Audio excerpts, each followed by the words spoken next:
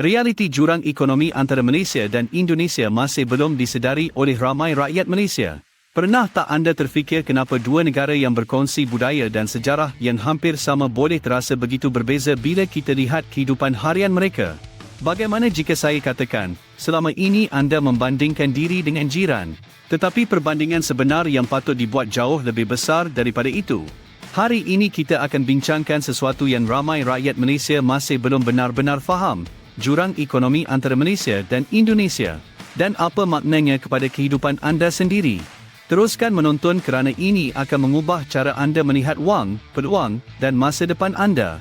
Jika anda sedang menonton sekarang, buat satu perkara mudah, tulis reality check di ruangan komen dan beritahu saya anda menonton dari negeri mana di Malaysia. Saya mahu lihat berapa ramai yang benar-benar faham apa yang akan kita bincangkan hari ini. Assalamualaikum, mari kita mula. Ramai orang fikir Malaysia sekadar lebih kaya daripada Indonesia, dan ya, dari segi angka kasar itu memang benar. Tetapi memahami apa maksudnya dalam kehidupan sebenar, di situlah kebanyakan kita berhenti berfikir. Jadi mari kita buka persoalan ini sekarang. Nanti saya akan tunjukkan satu perbandingan yang akan mengubah cara anda melihat apa itu mahal dan apa itu murah selama-lamanya. Kita mulakan dengan asas. KDNK per kapita Malaysia lebih tinggi daripada Indonesia. Ini bermaksud secara purata, seorang rakyat Malaysia menghasilkan nilai ekonomi yang lebih tinggi berbanding seorang rakyat Indonesia. Mudah, bukan? Tetapi purata boleh mengelirukan. Dan di sinilah perbincangan sebenar bermula. Bayangkan dua orang rakan, seorang di Kuala Lumpur, seorang di Jakarta. Kedua-duanya pergi ke kedai roti jenama yang sama. Harga sebuku roti mungkin hampir sama, tetapi apa makna harga itu kepada mereka sangat berbeza. Pendapatan, cukai, kos sara hidup, semuanya memberi gambaran yang jauh lebih besar daripada sekadar tanda harga. Mari kita lihat contoh sebenar.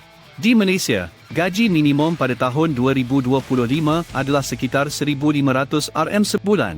Di Indonesia, gaji minimum berbeza mengikut wilayah, tetapi di Jakarta, sekitar IDR 4,900,000 sebulan. Nampak besar? Bukan. Tetapi apabila ditukar kepada USD dengan kadar sebenar, nilainya sebenarnya lebih hampir daripada yang anda sangka. Di sinilah ramai tersilap. Angka semata-mata tanpa konteks tidak membawa makna sebenar. Saya tanya anda, mana satu kedengaran lebih besar? 1,500 RM atau IDR 4.9 juta? Kebanyakan orang akan terkejut dengan angka Indonesia itu. Tetapi tanpa menilai kuasa beli sebenar, perbandingan itu tidak lengkap.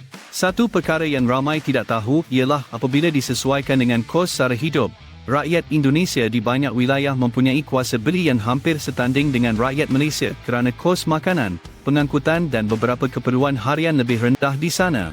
Jadi jangan terkejut jika seseorang di Jakarta boleh menggunakan wangnya dengan lebih jauh dalam beberapa aspek berbanding seseorang di Pulau Pinang atau Sarawak. Fikir sejenak. Jika anda memperoleh 3,000 RM sebulan, apa yang sebenarnya boleh anda beli? Sewa rumah sederhana, makan harian, pengangkutan. Sekarang bayangkan kuasa beli yang setara di Jakarta. Adakah ia memberi hasil yang sama? Tiba-tiba angka besar tadi tidak lagi kelihatan begitu mengagumkan. Seorang kenalan yang bekerja di Jakarta pernah berkongsi bahawa pada awalnya dia menyangka hidup di sana lebih sukar. Tetapi selepas beberapa bulan, dia mendapati sewa berhampiran pejabatnya lebih rendah berbanding di Kuala Lumpur, makanan lebih murah secara keseluruhan, dan kos pengangkutan harian tidak membebankan seperti di sini. Wang lebihan selepas perbelanjaan asas kadang-kadang lebih banyak daripada rakan-rakannya yang bekerja dalam bidang sama di Malaysia. Sekarang fikirkan kesannya. Jika kos asas lebih rendah, tekanan keuangan juga berbeza. Keputusan kerjaya berbeza. Cara orang melihat peluang juga berbeza. Mari kita ubah fokus kepada pelaburan dan perdagangan. Malaysia terkenal dengan sektor pembuatan bernilai tinggi seperti elektronik dan perkhidmatan. Indonesia pula mempunyai pasaran domestik yang sangat besar serta industri berasaskan sumber semula jadi. Kedua-duanya ada kekuatan tersendiri. Tetapi bagaimana kekuatan itu diterjemahkan kepada gaji dan peluang pekerjaan? Skim persoalan sebenar. Indonesia mempunyai salah satu ekonomi terbesar di dunia dari segi jumlah KDNK kerana populasinya yang besar, hampir 280 juta orang. Malaysia pula sekitar 33 juta. Bayangkan anda seorang usahawan menjual kopi. Di Malaysia, potensi pasaran anda 33 juta orang. Di Indonesia, hampir 9 kali ganda lebih besar. Walaupun perbelanjaan per kapita mungkin lebih rendah, jumlah keseluruhan pasaran boleh mencipta peluang yang sangat besar. Sekarang mari kita bincang tentang inflasi. Jika harga barang naik lebih cepat daripada kenaikan gaji, kuasa beli akan menyusut. Malaysia biasanya mencatat inflasi sekitar 2 hingga 4% setahun. Indonesia juga dalam julat yang hampir sama, walaupun boleh berbeza mengikut wilayah. Maksudnya, tekanan kos hidup bukan hanya isu satu negara sahaja. Ia bergantung kepada bagaimana gaji anda berkembang selari dengan kenaikan harga. Di Malaysia, ramai membandingkan diri dengan Singapura dan merasakan jurang yang besar. Di Indonesia pula, ramai membandingkan dengan Malaysia dan melihat Malaysia sebagai lebih mewah. Kedua-dua perbandingan ini tidak lengkap tanpa mengambil kira kos sara hidup sebenar.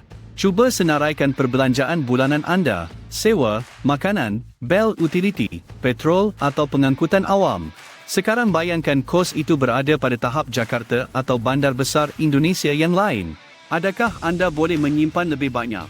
Atau adakah anda masih merasa tertekan? Inilah realiti ekonomi sebenar, bukan sekadar angka KDNK atau statistik headline. Ia tentang pengalaman harian mengurus wang. Mari kita lihat peluang pekerjaan belia. Indonesia mempunyai tenaga kerja muda yang besar. Malaysia juga mempunyai populasi muda yang aktif memasuki pasaran kerja. Soalannya, yang mana lebih baik? Pasaran kecil dengan potensi gaji lebih tinggi, atau pasaran besar dengan lebih banyak peluang keusahawanan? Saya mahu anda fikirkan satu soalan penting. Yang lebih penting, berapa banyak anda peroleh atau berapa banyak yang tinggal selepas semua perbelanjaan? Seorang rakyat Malaysia yang memperoleh 4,000 RM mungkin berasa lebih tertekan jika kos sewa dan makanan tinggi, berbanding seseorang di Indonesia dengan pendapatan setara kuasa beli tetapi kos asas lebih rendah. Bayangkan anda memperoleh gaji setara Malaysia tetapi tinggal di kawasan dengan kos hidup lebih rendah. Skim sebabnya ramai pekerja jarak jauh memilih lokasi strategik untuk memaksimumkan simpanan mereka. Di sinilah kita nampak bahawa lokasi memainkan peranan besar dalam kesejahteraan keuangan. Sekarang kita sampai ke bahagian paling penting.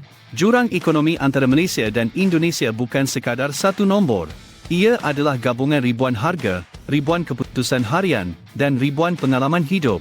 Apabila kita menilai kuasa beli sebenar, termasuk sewa, makanan, bahan api dan pengangkutan, perbezaannya tidak semudah yang disangka. Inilah perbandingan besar yang saya janjikan tadi. Apabila disesuaikan dengan kos sara hidup, kuasa beli rakyat Indonesia di banyak kawasan sebenarnya lebih hampir kepada rakyat Malaysia daripada tanggapan umum. Ini bukan soal siapa lebih baik. Ini soal memahami realiti ekonomi sebenar. Rasa selesa dari segi keuangan bukan datang daripada tajuk berita atau angka KDNK semata-mata. Ia datang daripada apa yang wang anda benar-benar boleh beli dan berapa lama ia bertahan. Jika ada satu perkara yang perlu anda ingat hari ini, ia adalah ini: jangan biarkan angka permukaan memperdaya anda. Lihat kuasa beli sebenar. Lihat kos sara hidup. Lihat wang yang tinggal di tangan anda selepas semua perbelanjaan.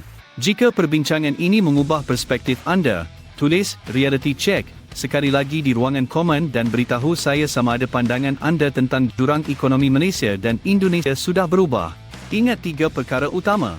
Pertama, angka KDNK sahaja tidak menceritakan keseluruhan cerita, kuasa beli sebenar yang lebih penting. Kedua, kos sara hidup menentukan sejauh mana wang anda boleh pergi. Ketiga, membandingkan ekonomi bukan soal kebanggaan. Ia soal memahami bagaimana wang berfungsi dalam kehidupan harian anda. Jika anda mahu lebih banyak perbincangan seperti ini, yang membantu anda melihat ekonomi dengan lebih jelas, tekan suka, langgan, dan kongsikan dengan seseorang yang perlu mendengar perspektif ini. Terima kasih kerana menonton.